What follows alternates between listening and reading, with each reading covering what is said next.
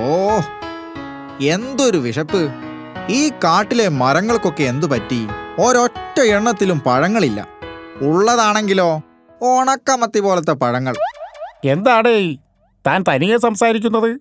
വട്ടായോ? വിശന്നിട്ട് വയറ് പൊരിയുകയാണ് ജിമ്മോ.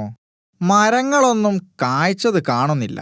ആ, നമ്മൾ പ്രകൃതിയെ സ്നേഹിച്ചാൽ, ബഹുമാനിച്ചാൽ നമുക്ക് ജീവിക്കുവാനുള്ള ചുറ്റുപാട് പ്രകൃതി തന്നെ ഒരുക്കും. എന്നാൽ ഇവിടെ അങ്ങനെയാണോ? ചുടായിപ്പനെ പോലുള്ളവരുടെ സ്വഭാവം നാട്ടിലുള്ള മനുഷ്യരെക്കാൾ കഷ്ടമല്ലേ? അപ്പോ നീ പറഞ്ഞു വരുന്നത് നമ്മുടെ ചുടായിപ്പൻ പഴങ്ങളൊക്കെ മോഷ്ടിക്കുന്നു എന്നാണോ?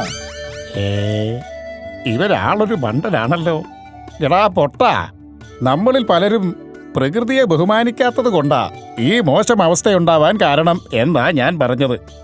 അതൊക്കെ പോട്ടെ. ഇപ്പോഴൊന്ന് വിശപ്പ് മാറ്റാൻ എന്താണൊരു വഴി? ഒരു വഴിയുണ്ട്. എന്ത് വഴി? വേഗം പറ. നീ പോയി ഉറങ്ങിക്കോ. ഉറക്ക് തെളിയുന്നത് വരെ വിശപ്പറിയില്ല. നിന്റെ ചളിഞ്ഞ കോമഡി ആസ്വദിക്കാനുള്ള അവസ്ഥയിലല്ല ഞാനിപ്പോ. ഞാൻ പോവാ.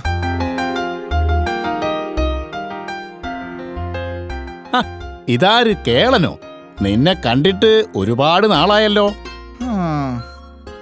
എന്താ കേള ഒരു മൂഡൌട്ട്? നിങ്ങൾ 3 പേരും ഒരു കൂട്ടായി ജീവിതം ആസ്വദിക്കുന്നു. ഞാൻ ഒറ്റയ്ക്ക്. എന്നെ ആർക്കും വേണ്ട. അതൊക്കെ നിന്റെ മിഥ്യാധാരണകളാണ് കേളാ. നീയല്ലേ പലപ്പോഴും ഒറ്റയ്ക്ക് ഗ്രാമങ്ങളിലേക്ക് പോകുന്നത്? അതൊക്കെ അവിടെ ഇരിക്കട്ടെ. എനിക്ക് നല്ല വിശപ്പുണ്ട്. ഇവിടെയുള്ള പഴങ്ങൾ തരുന്ന മരങ്ങളൊക്കെ കാലിയാണല്ലോ കാക്കച്ചേട്ടാ. എന്നാ നീ വാ. ചിരങ്ങോട്ട് മുക്കിനടുത്തുള്ള മാവിൽ നിറയെ മാങ്ങകളുണ്ട്. ഞങ്ങൾ വിശക്കുമ്പോൾ അവിടേക്കാ പോവാറ്. എത്ര കഴിച്ചാലും മതിവരാത്ത മാമ്പഴങ്ങളുണ്ടവിടെ.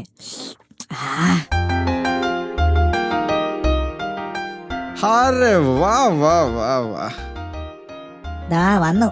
എന്തേ? എടാ മണ്ട, ഞാൻ മാമ്പഴങ്ങൾ കണ്ടിട്ട് സന്തോഷം കൊണ്ട് പറഞ്ഞു പോയതാ. ഇത്രയും മാമ്പഴങ്ങൾ ഉണ്ടായിട്ടാണോ ഞാൻ ഇങ്ങനെ പട്ടിണി കിടന്നത്? നീ ഡയലോഗ് നിർത്തിയിട്ട് വിശപ്പ് മാറ്റാൻ നോക്ക്. ഹായ്, എന്ത് സ്വാദ്! വിശപ്പോടെ കഴിക്കുമ്പോ ഇരട്ടി രുചിയാ.